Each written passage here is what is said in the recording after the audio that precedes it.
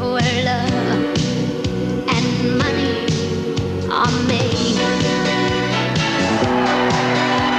Uma das músicas mais tristes que você já ouviu pode não ter sido escrita por ninguém, ou na verdade, por todo mundo. House of the Rising Sun não tem um compositor conhecido, ninguém assinou, ninguém registrou, ela simplesmente apareceu. No último vídeo aí a galera gostou bastante dessa história misteriosa por trás de House of the Rising Sun e muita gente fez comentários aí dizendo: cara, você esqueceu a versão tal, a versão tal, a versão tal. Acontece que aquele vídeo ali era pra ter um foco realmente na base dessa história misteriosa de House of the Rising Sun. Então, nesse vídeo aqui, eu vou puxar algumas das melhores e mais estranhas também versões de House of the Rising Sun, que acredite, foram muitas, tá?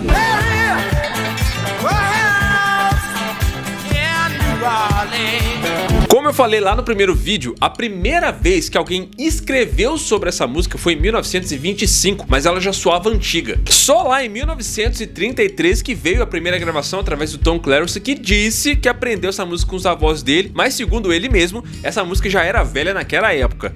E até hoje, ninguém sabe direito o que é essa tal de House of the Rising Sun. Pode ter sido aí um prostíbulo, uma prisão, um hotel, ou só um símbolo mesmo de uma ruína inevitável para o homem. Mas mesmo com esse mistério todo aí, quando se fala em House of the Rising Sun, só aquela versão lá do The Animals de 1964 que soa como definitiva. Eles transformaram essa música aí no verdadeiro hino. There is a house in New Orleans. It's a suitcase angel.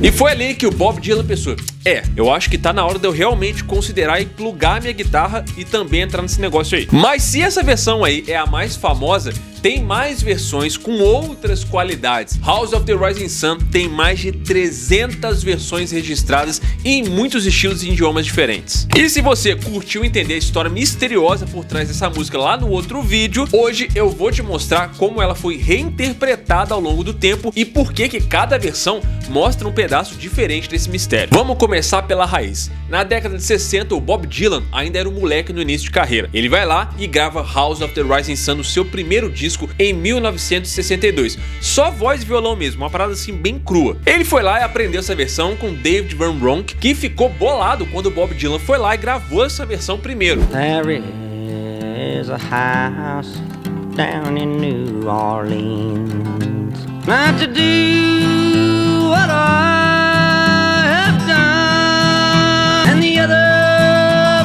put on a train. Aí sim, 2 anos depois, vem a versão do The Animals. Eles foram lá, pegaram aquela versão folk e transformaram ela num rock que era mais sombrio, com aquela introdução que tinha um órgão. Foi a primeira vez que alguém ousou transformar uma música tradicional americana num hino elétrico e mais urbano. Eles meio que criaram sem querer ali o folk rock e pavimentaram o caminho para tudo que ia vir depois disso. They call the rising sun.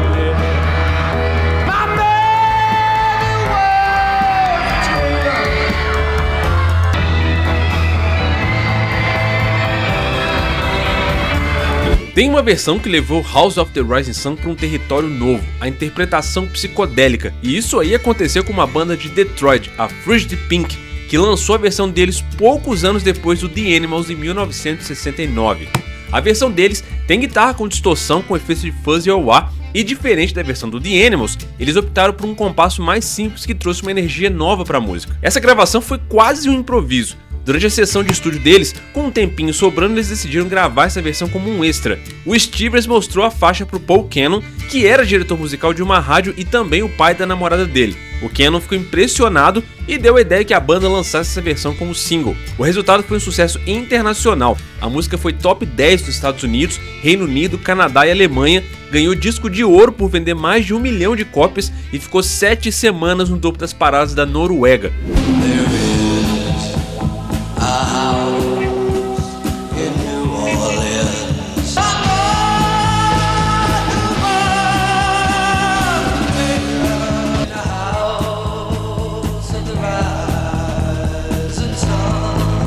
Essa versão aí do Frigid Pink mostrou que House of the Rising Sun podia ser reinventada de várias formas inovadoras, sempre mantendo a essência sombria, mas com uma roupagem nova. E aí, a gente chega num dos momentos mais absurdos, vamos dizer assim, ao mesmo tempo mais geniais dessa lista aqui. O Santa Esmeralda lá nos anos 70. Você já deve ter ouvido a versão disco funk de Don't Let Me Be Misunderstood, né?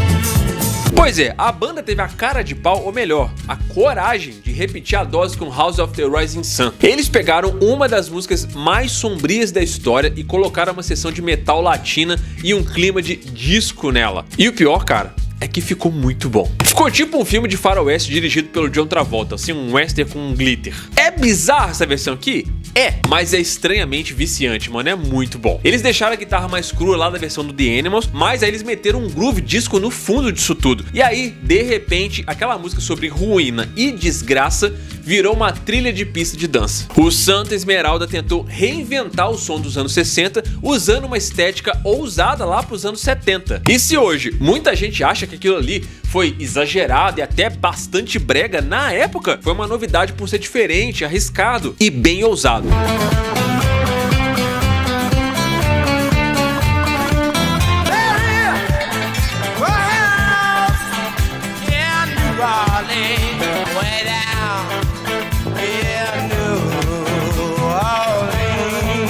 Aliás, o Santa Esmeralda é tão à frente do seu tempo que até o Tarantino colocou eles na trilha sonora do Kill Bill e ficou foda, mano.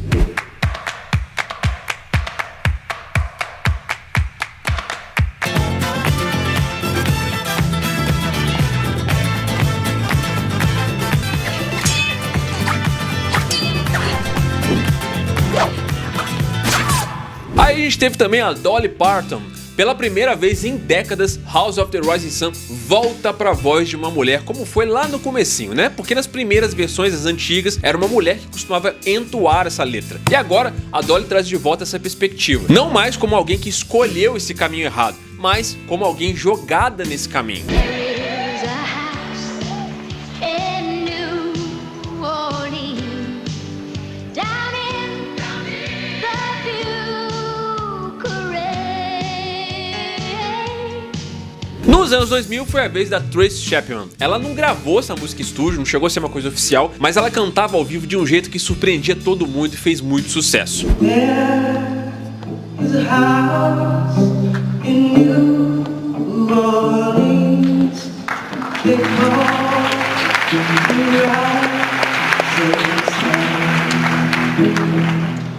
Teve também o Five Finger Death Punch, que eu também falei lá no outro vídeo, que fez uma versão bem pesada, trocando Nova Orleans por Sin City.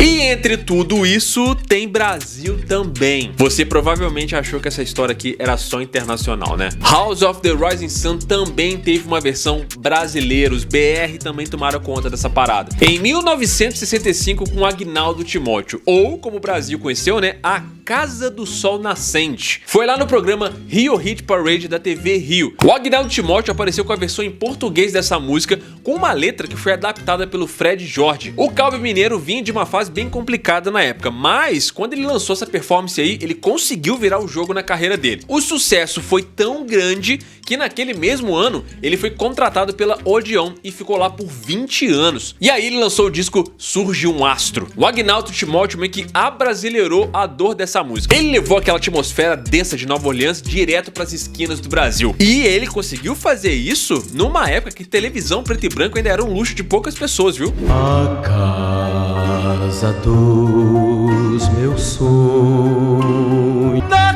casa dos meus sonhos.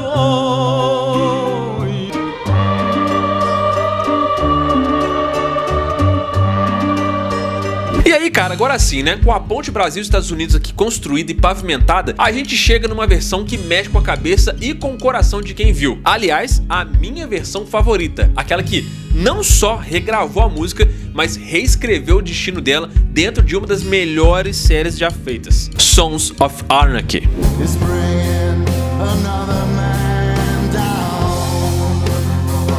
Motociclistas, dilemas morais, redenção, culpa, família, morte. Sons of Anarchy não era só sobre Harley Davidson e tiroteio, era sobre escolhas impossíveis. E uma das grandes marcas da série era justamente a trilha sonora. Sem exagero, cara, cada música nessa série aqui parece que foi escrita exatamente pra cada cena. Tanto é que alguns episódios, cara, nem tinham muito diálogo, tá? Era só a moto, a estrada e a música falando pelos personagens. Essa série aqui usava muito The White Buffalo como um narrador fantasma. Better bless these wicked hands. Devil whispers in my ear. It's time for your... E aí, lá no final da quarta temporada, quando o Jax vira presidente do clube, entra a The House of the Rising Sun na versão do The White Buffalo e Forest Rangers. Meu irmão, se você viu isso aqui, você sabe do que eu tô falando, ó, até arrepio só de lembrar. Essa versão aqui te marca, mano. Ela é grave, suja, trágica, é como se o próprio clube estivesse cantando o clima da série. There is a house in charming town. Os arranjos dela aqui foram adaptados para caber no universo de Sons of Anarchy. A letra inclusive muda, né? Agora fala da cidade fictícia de Charming, onde tudo acontece na série. Fala da casa maldita que tá ali e de como ninguém sai vivo dela. E aí quando você pensa em todo o mistério em volta dessa música e pensa todo o clima real dela, de que ninguém sabe quem escreveu, de que tem rumores de que essa música tenha sido falada lá em 1600 e alguma coisa, cara, faz muito sentido essa música estar presente na atmosfera de uma série que fala tanto sobre drama, sofrimento e algumas cargas que você carrega. O Jax, cara, é um personagem que é exatamente isso. Ele tá aceitando o que é a House of the Rising Sun, principalmente quando ele aceita ser o presidente do clube. E essa versão aqui, cara, o tom da voz, como ele se encaixa com essa música, fica tudo muito mais sombrio, muito mais fantasmagórico. Parece mais uma vez que ela ganhou uma outra versão, assim como The Animals fez lá atrás, que se encaixa tão perfeitamente que parece que foi criada por eles.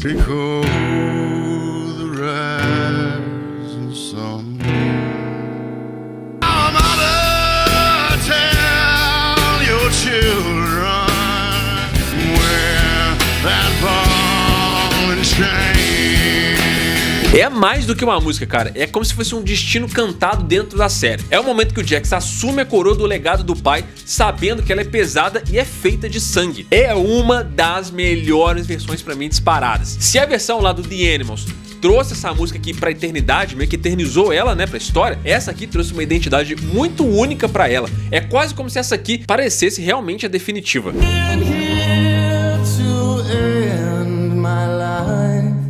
É aquela história, né, que eu já até falei no outro vídeo, essa música aqui não é sobre Nova Orleans. Ela também não é sobre prisão, sobre prostíbulo. É sobre a gente, é sobre errar, é sobre não conseguir sair de onde você veio. É sobre herdar um fardo. E toda vez que um artista vai lá e regrava essa música, ela reconta essa dor e a gente se reencontra nela mais uma vez. A do The Animals é o jovem quebrando com o sistema. A da Dolly Parton é a mulher afundada no mundo que ela não escolheu. Já a do Five Finger Death Punch é uma espécie de ruína da modernidade. A do The White Buffalo é o homem que aceitou seu próprio destino e vai fundo nele, mesmo que isso custe tudo pra ele. Aliás, talvez por isso mesmo essa versão aqui emocione tanto a gente, né? Porque diferente das outras, ela não tenta meio que escapar da House of the Rising Sun. Ela assume o fardo pra depois se despedir dela. É uma música fantástica que tem vida própria e essa aqui é a maior qualidade dela, com certeza. Mas isso, na minha opinião, eu espero que você tenha a sua. E aí, cara, ó, são mais de 300 versões registradas, fora aquelas que a gente não sabe, né? De versões, de repente, que são independentes, que estão por aí, que são muito boas também. Mas são mais de 300 que são registradas. E aqui eu trouxe os casos mais curiosos, as melhores versões, mas tem muitas outras, né? Quais outras versões você acha que poderia ter entrado aqui que ainda não entrou? Tem até o Jimi Hendrix nessa história aí também, tá? Deixa aí nos comentários. Tamo juntão, muito obrigado pela sua audiência, até a próxima. Valeu!